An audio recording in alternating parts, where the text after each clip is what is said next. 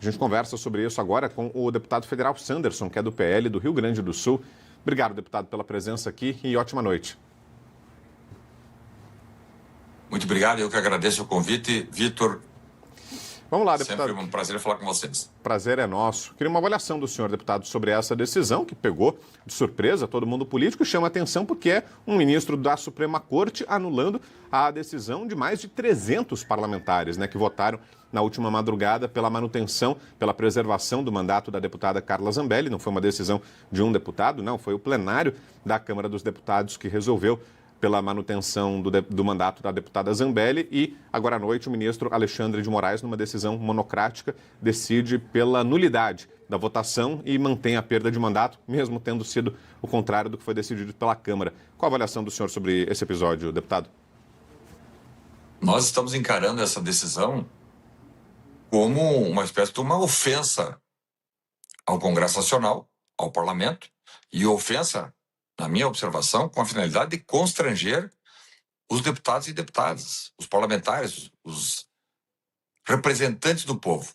Porque, veja bem, qual é a pressa de decidir uma situação dessa em regime de liminar, em decisão monocrática? A deputada Carla Zambelli nem no Brasil está, aliás, ela está presa na Itália. Então, eu não vejo outra finalidade que não seja de afrontar, de insultar o Congresso, ainda mais vindo deste mesmo ministro Alexandre de Moraes. Não é uma situação isolada. Nós temos presenciado quase que semanalmente decisões que vêm deste ministro Alexandre de Moraes, sempre afrontando, sempre com um viés de constrangimento, de enfrentamento do Poder Legislativo Federal. Isso é péssimo para o Brasil. Ouvi agora, inclusive, de deputados que votaram a favor da cassação do mandato da deputada Carla Zambelli, dizendo, olha, eu votei a favor de cassar o mandato. Agora, essa decisão desse ministro Alexandre de Moraes, em regime monocrático, em regime liminar, é uma decisão que não tem outro objetivo a não ser vilipendiar, ofender, constranger o parlamento. Então, eu tenho certeza que o presidente da Câmara vai tomar alguma medida com o seu jurídico, com a assessoria jurídica, a consultoria e a procuradoria jurídica da Câmara. E eu estava lendo, Vitor, fui dar uma lida agora, porque fui confirmar.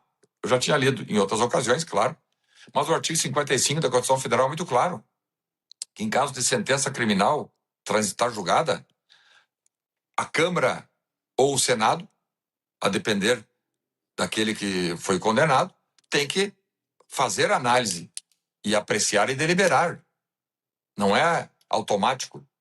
E aí eu até cheguei a ler a decisão, 11 laudas da decisão do Alexandre de Moraes, ministro Alexandre de Moraes, dizendo que caberia apenas a homologação ou a confirmação por parte da Câmara.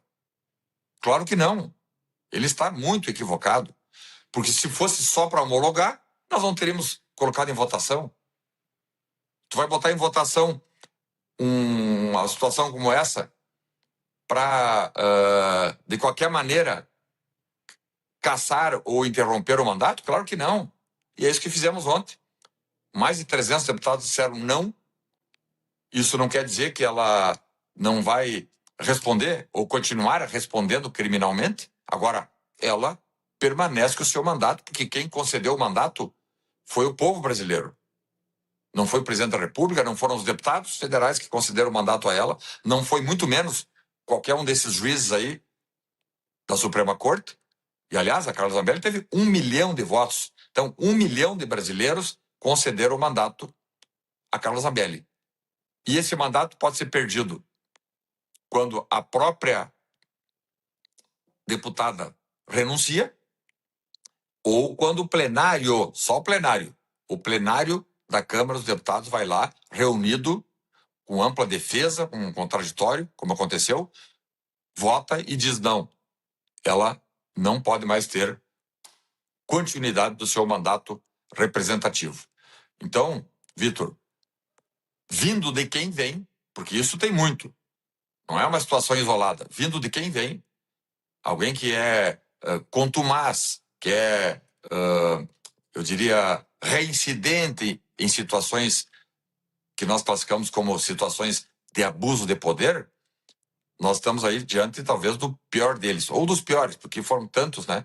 Mas esse é talvez um dos mais graves abusos de poder e que, na minha observação, na minha percepção, no meu sentir, ele se enquadra e está passível de responder por um processo de impeachment junto ao Senado Federal. Nós, inclusive, amanhã já estamos representando, porque uma coisa é certa.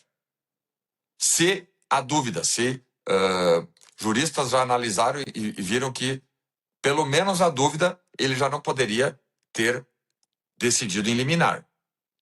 Eu vi que ele marcou para amanhã. Ele já temeroso da situação, ele marcou já, ou melhor, pediu para o presidente da primeira turma já amanhã, 11 da manhã, já colocar em votação. Essa primeira turma nós sabemos o que é. É aquela pantomima, né? A primeira turma é mesmo aquela que condenou Bolsonaro, Braga Neto, todo mundo. É uma câmara de gás. Estão ali não para cometer justiça, e sim para fazer justiçamento, né? Mas nós estamos bastante atentos.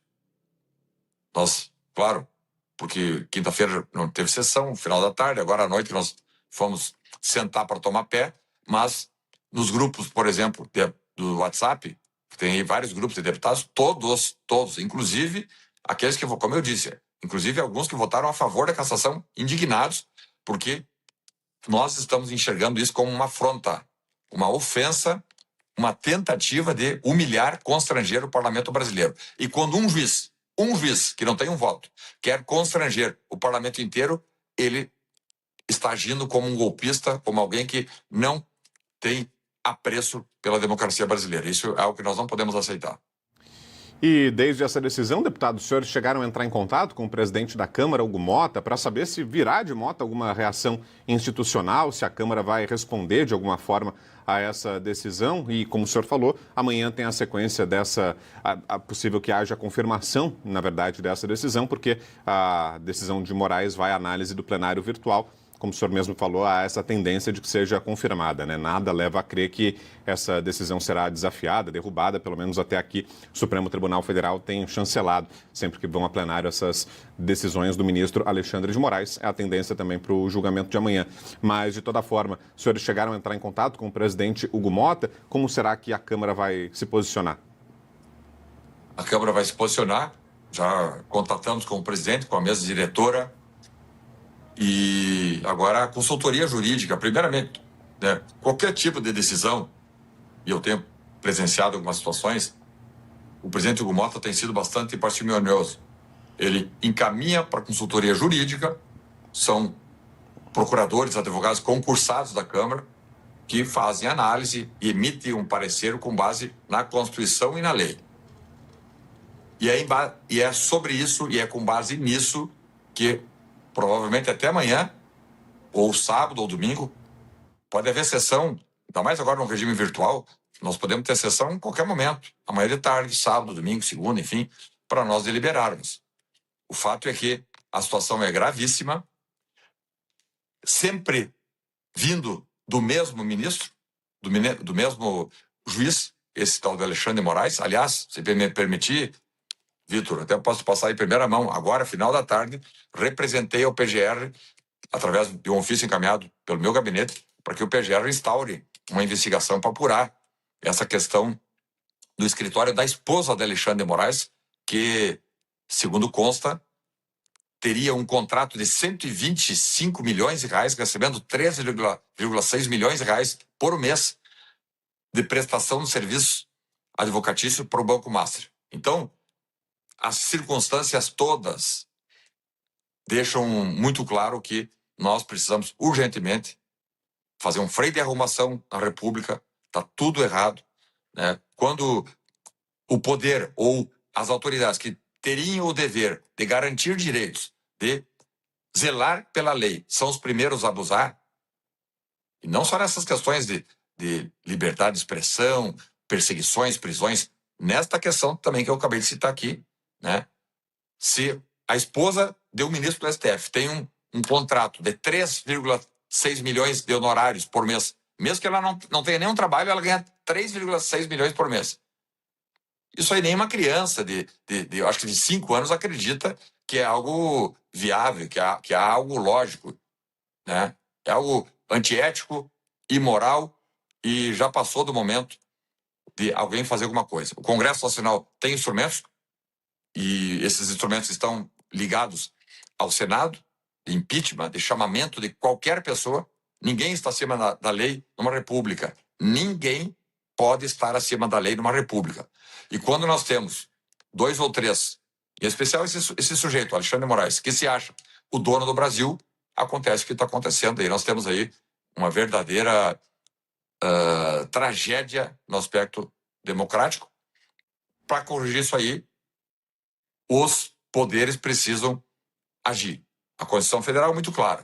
O Senado Federal tem que agir, Câmara dos Deputados tem que agir, porque só que nós não podemos mais aceitar é com esses escândalos, esses absurdos, essas tragédias democráticas que todos os dias nós estamos assistindo. Ok, aí a palavra do deputado federal Sanderson, que é do PL, do Rio Grande do Sul, repercutindo com a gente essa decisão de agora à noite do ministro Alexandre de Moraes, que anulou decisão do plenário da Câmara e decreta a perda do mandato da deputada Carla Zambelli. Obrigado, deputado, pela entrevista e pela presença aqui. Boa noite. Obrigado, Vitor. Um abraço. Um abraço, boa noite.